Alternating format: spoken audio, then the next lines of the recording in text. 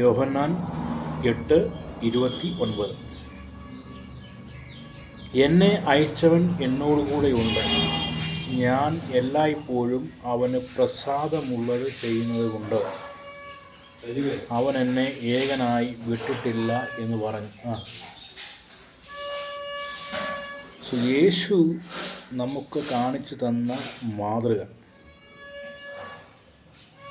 എന്നെ അയച്ചവൻ എന്നോട് കൂടെയുണ്ട് എന്ന് പറഞ്ഞാൽ ദൈവം, നമ്മുടെ പിതാവായ ദൈവം എപ്പോഴും നമ്മോട് കൂടെ ഉണ്ട്. നമ്മളെ ജനിപ്പിച്ച ദൈവം നമ്മളോട് കൂടെ ഇരിക്കണമെങ്കിൽ നമ്മൾ എങ്ങനെ എന്തു ചെയ്യണം എന്ന് യേശു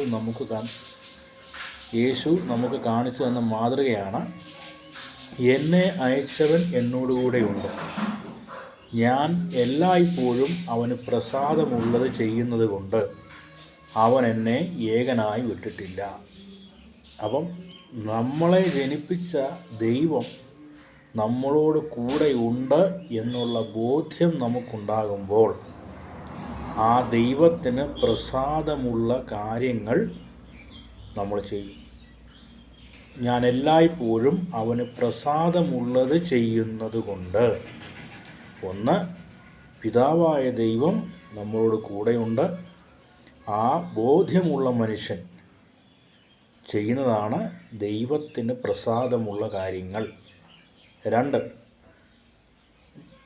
ഞാൻ എല്ലായ്പ്പോഴും അവന് പ്രസാദമുള്ളത് ചെയ്യുന്നത് കൊണ്ട് അവൻ എന്നെ ഏകനായി വിട്ടിട്ടില്ല.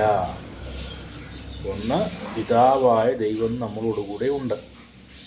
രണ്ട്, ആ ബോധ്യമുള്ള ഒരു ദൈവത്തിൻ്റെ പൈതൽ അല്ലെങ്കിൽ ദൈവത്തിൻ്റെ മകൻ അല്ലെങ്കിൽ മകൾ ചെയ്യുന്നതാണ്. ആ ബോധ്യം, ദൈവം എൻ്റെ കൂട്ടത്തിലുണ്ടെന്നുള്ള ആ ഒരു ബോധ്യമുള്ളവർ ചെയ്യുന്ന ഒരു കാര്യമാണ്. ദൈവത്തിന് പ്രസാദമുള്ള കാര്യങ്ങൾ മാത്രം ചെയ്യും. അങ്ങനെ ദൈവത്തിന് പ്രസാദമുള്ള കാര്യങ്ങൾ മാത്രം ചെയ്യുന്നത് കൊണ്ട് അവൻ എന്നെ ഏകനായി വിട്ടിട്ടില്ല.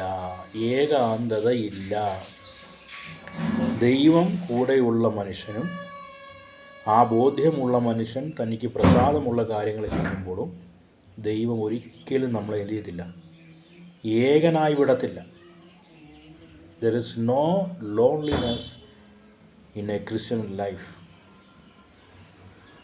അതുകൊണ്ട് ഒന്ന്, ദൈവം നമ്മളോട് കൂടെയുണ്ട്. രണ്ട്, നമുക്ക് ആ ബോധ്യം ഉണ്ടായിരിക്കണം, ദൈവം എൻ്റെ കൂട്ടത്തിലുണ്ട്. ആ ബോധ്യമുള്ളപ്പോൾ നമ്മൾ ദൈവത്തിന് പ്രസാദമുള്ള കാര്യങ്ങൾ മാത്രം ചെയ്യും. അങ്ങനെ ചെയ്താൽ ദൈവത്തിന് പ്രസാദമുള്ള കാര്യങ്ങൾ നമ്മളെപ്പോഴും ചെയ്താൽ ദൈവം നമ്മളെ ഒരിക്കലും ഏകനായി വിടുകയില്ല.